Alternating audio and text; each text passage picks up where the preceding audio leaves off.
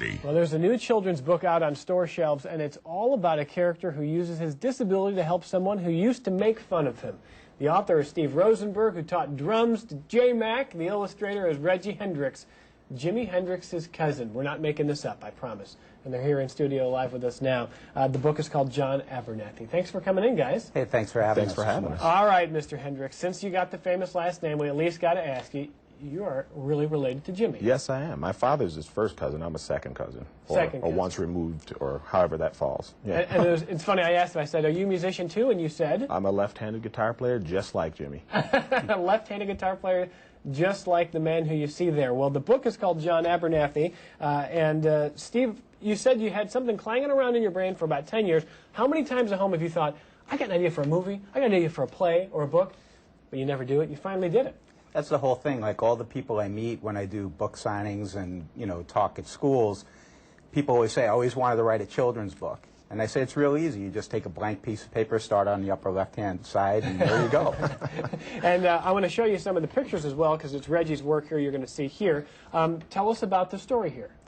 The story is about John Abernathy, and he walks with a hop, and he has menial jobs in town. He turns off the town lights and cleans horses' troughs. And what happens is Smalley, who's the biggest bully in town, the reason why I named him Smalley is because bullies are really small people inside. So what happens is Smalley tells John Abernathy that, you know, his jobs are stupid and meaningless, and John runs out of town and falls asleep on a rock, and he feels very comfortable with his mom used to take him there. Smalley realizes the wrong deed he did because all of a sudden horses are getting belly aches and the people can't sleep because the lights are in their eyes. So he runs to try to find John, and Smalley falls off a small cliff. You see it here. Yep. And then John uses his disability to save Smalley's life and pulls him up to safety. Then he takes him back to the town, and the townspeople rejoice, and they drink hot cocoa with raisin bread with lots of butter on it, which is... hence the raisin bread, that's right. bread there on the cover. It's a great message because, you know, I'm sure we can all remember as kids, I'm sure all of us, no matter what our backgrounds, had a time at some point when we were picked on or we had, you know, something to overcome. I think it's a great message. And Regi, I wonder when you're reading his work, and are you just conceptualizing in your head? I mean, you got to come up with a character that looks like it, and here again, here he is on the cover. But are you bouncing ideas off him? Are you saying that here's what I think it looks like? Absolutely, some of both. I read the story, I fell in love with it right away. It was tough to come up with the character that worked as kindness and his disability without making him look too strange. You know, it was a tough job, but you know, I think it worked out in the end. I do too. I like the different colored shoes there.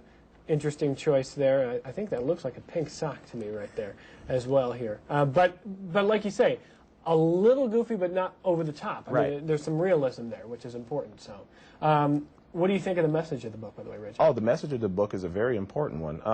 Just because a person has a disability doesn't mean that they are not useful and functional. People are people. Everybody has feelings, and you have to treat them that way. And that's what I love about this book, because we were talking off camera, there's a lot of children's books out there, and what makes books like this great are they have a unique message and a good one for kids. I know you're doing some signing. Tell us about that. Yeah, tomorrow I'm going to be at the Grease Ridge Center at Barnes & Noble's. I'll be signing books there from 2 o'clock on. Also, you know, I go to local schools. I've been to the Spence Support School, and I love it. The kids draw pictures of John Abernathy, sends out a good message, you know, and hopefully it affects them. You know, but also the best part is, you know, working with Regi. I mean, he and I just click so well together creatively. It's a great-looking book. Where can people find it? You can get it at Liftbridge Books.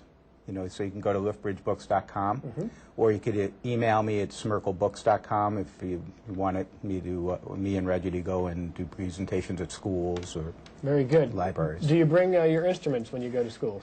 Only if they ask us. Yeah. Little left-handed guitar from a man named Hendrix. That's a pretty good bonus. Guys, great luck. Good luck with the book here. Great work here. Thank you. John Abernathy is available. We've got a link on our website if you want to check it out to find it online. And again, go see him at Barnes & Noble. Thanks for coming in, guys. Well, thank you very much for having us. Great looking book. We're coming right back with your news headlines this morning and your weather forecast. Stay with us.